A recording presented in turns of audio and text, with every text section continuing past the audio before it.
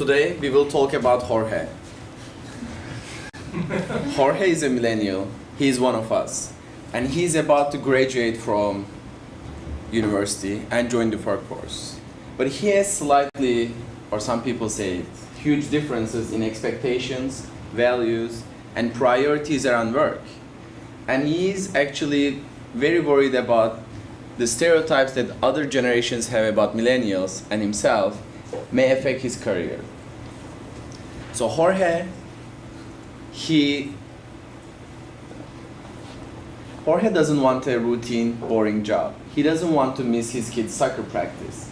He wants a job that continuously challenges him, presents new learning opportunities, and one that lets him balance his work and life, have a schedule that's flexible to him. But he's worried that he may get stereotyped as lazy.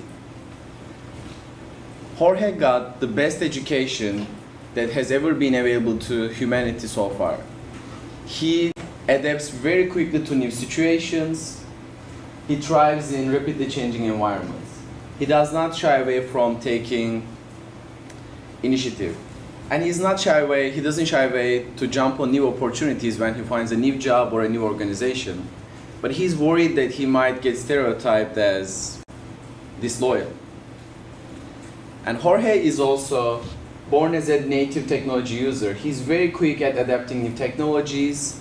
He's a very avid social network user. He blogs, he posts his thoughts on Facebook, he shares photographs on Instagram, and even sometimes he shares his selfies. And this actually makes him a great visual thinker, and he is like super efficient in processing technology and information compared to previous generations. But he's worried that he might get labeled and stereotyped as narcissistic. So going into the workforce, Jorge is very worried. He doesn't know what to do. And many of us here, we are all millennials, we are about to graduate. I believe many of us share the same concerns. And luckily we are here today to talk to you about what are the common stereotypes, why the other generations have those thoughts about us, and how we can use strategic communication to tackle these challenges and how we can thrive. And the first one, as I mentioned, the stereotype is around laziness, and Krista will talk to you about that. Thank you.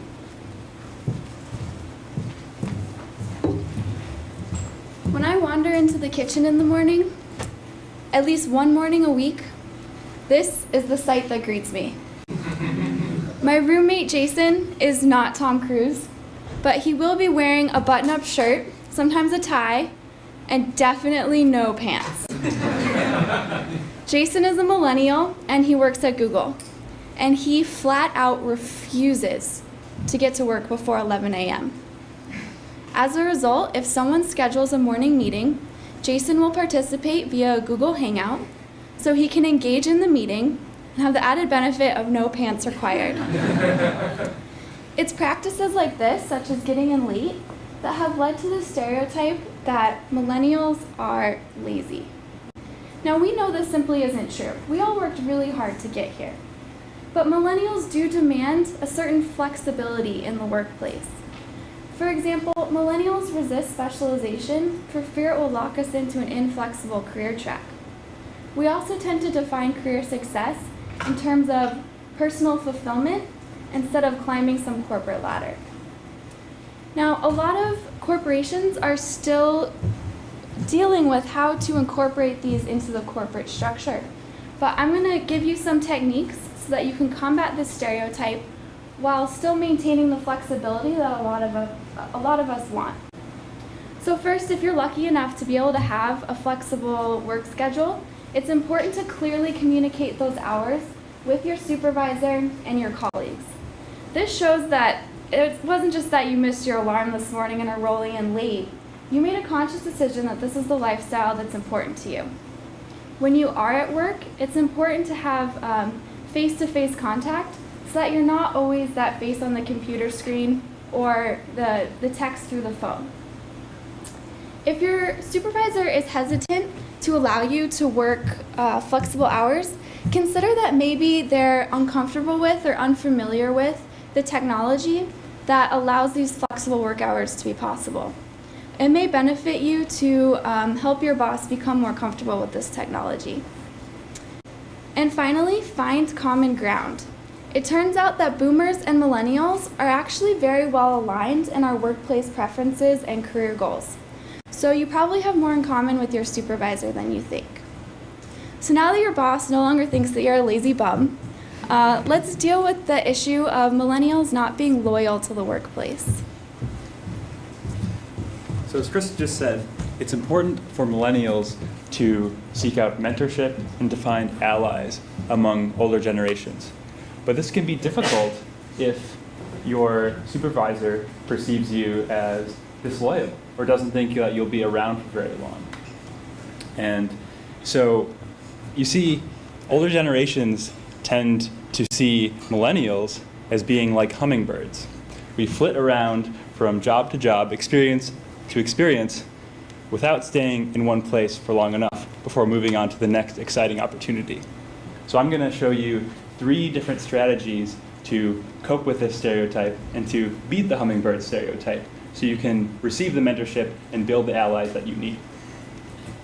The first one of those is simply to communicate what will make you loyal.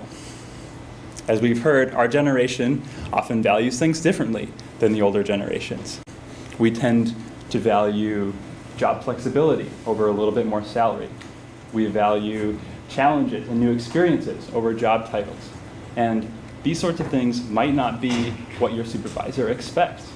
And so you need to clearly communicate these values and show them that you can be loyal, perhaps just to different things.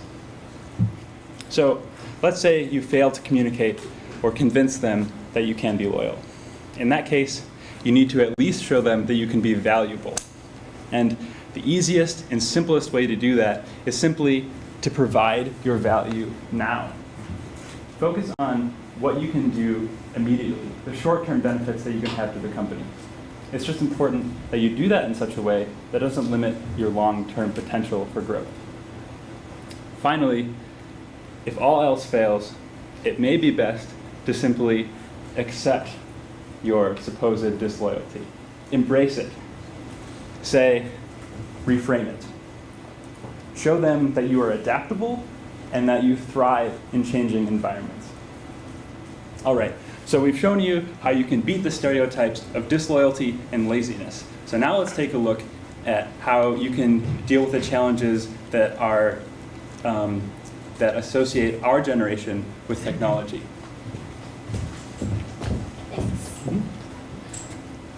Next, I'd like to discuss another stereotype people have about millennials. That is our interaction with technology. Can you believe that? 64% of public actually believe that there's a huge gap between millennials and elder generation in their way of interaction with technology. The gap is even bigger than their differences in moral values, attitudes towards races and ethnicities, and the importance of family. Well, millennium generation is a generation of digital native. When we talk about millennials, people just immediately think of social networks, photo sharing, cell phones, and internet. It is true, social networks are the building blocks of social interaction of for millennium generation. Among 2013 Facebook users, millennials on average have 250 friends, while in contrast, this number for the elder boomers was just 50. Millennials also led the way on photo sharing, so much that Oxford Word of the Year in 2013 was selfie. Millennials are also more likely than any other generation to say that it is okay to use cell phone in class, in lecture, or at the dining table. And people criticize millennials all the time that we spend so much time on internet and we read far fewer books. Whenever there is a readily available answer there, millennials just lack the motivation to seek for a more nuanced one. So, does that mean millennials can just accept all the blames and criticisms. No, because the key of communication is in understanding where your audience are from and communicating the message in their needs. Are we using internet too much frequently? Yes, but our current fast-paced business arena requires this kind of immediacy, including the abilities to retrieve and process the information far more quickly than our previous generation. And millennials have developed this kind of unique capabilities that help us to retrieve and process information as visual thinkers. Do we share too much? Maybe, but we are creating the online content. 59% of teens have their blogs and create online contents. Millennials generation are just showing an earlier preference for using technology to capture, synthesize, and express their thoughts, opinions, and experiences. Are we too narcissistic? Yeah, maybe. But remember, more and more companies are using the millennials' proclivities to their advantage. They are encouraging the new hires to actively engage in internal social networks. They see millennials as co-developers in product marketing and designing. And more millennium consumers are actively engaged and participate in the creation of consumer goods. So, as long as we understand where our unique values are, we are able to convert our disadvantages to our advantages. And Sach King is going to give you the conclusion for how to leverage the communication to beat people's stereotypes of millennials. So coming back to Jorge, so the sad news is these stereotypes do exist. They are far more common than we would like them to be. But the good news is we can tackle them. Because the previous generations, they don't want us to fail. I mean, they made us. They were our parents, they were our teachers, they were our mentors. They want us to succeed. It's just that they grew up in a different world. They have different values, priorities, and expectations. And using strategic communication can easily tackle those challenges. This will make sure that we not only survive the workplace, but also thrive there and also build stronger relationships with them. This is a very limited time to tackle all those challenges, and we tried to mention the top 3 most common ones and how you can challenge them and how you can tackle them. But I'm sure many of you have questions in this heated topic, which is very important for us going forward.